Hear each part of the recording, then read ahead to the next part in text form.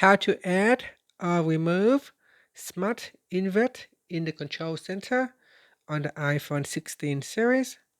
First, let's go back to the home screen by swiping up at the bottom of the screen.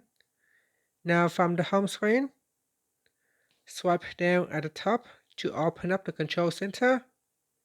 Then we tap on the Add button at the top corner. Next, go down and tap on Add a control. In the control list, now you want to scroll down to the bottom and go to the Vision Accessibility, and in here tap on Smart Invert. The shortcut will then be added to the control center. Then swipe up and then swipe up again to return back to the home screen.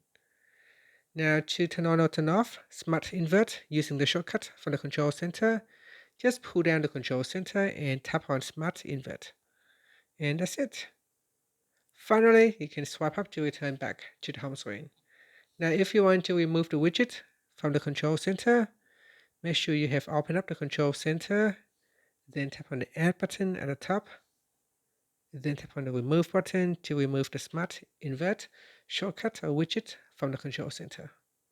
And that's it. Thank you for watching this video.